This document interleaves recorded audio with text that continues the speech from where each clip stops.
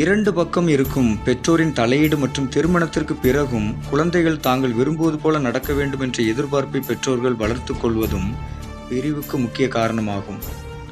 இருவரும் ஒருவரை ஒருவர் மாற்ற நினைத்து போராடுவதும், மற்றவர்கள் சொல்லித்தான் இவன் சண்டையிடுகிறான் என்ற சந்தேகத்தை வளர்த்து கொள்வதும் பிரிவுக்கு மிக முக்கியமான காரணமாகும். கீழ்ப்படியத்தான் ஒருவர் மற்றவருடைய அன்பையும் மதிப்பையும் பெற முடியும் என்ற உண்மையை ஏற்றுக்கொள்ளாமல் எல்லாவற்றுக்கும் ஒரு அளவு உண்டு என்று நியாயம் பேசுவதும் பிரிவுக்கு முக்கிய காரணமாகும். மிரட்டுவதாலும் வீரவசனம் பேசுவதாலும் எந்த மனிதனையும் மாற்ற முடியாது. அன்பினாலும் அமைதியினாலும் தான் கல்லான ஒரு மனிதனுடைய உள்ளத்தை உடைக்க முடியும் என்ற உண்மைகளை பலர் அறியாததினாலே பிரிவும் விவாகரத்தும் அதிகமாகின்றன. பிரிந்த இரண்டு பேரில் யார் அதிகம் துன்பப்படுகிறார்களோ அவர்கள் மீது தவறுகள் இருக்கலாம். யார் நிம்மதியாக இருக்கிறார்களோ அவர்கள் மீது நியாயம் இருக்கிறது என்பதை நினைவில் கொள்ளுங்கள்.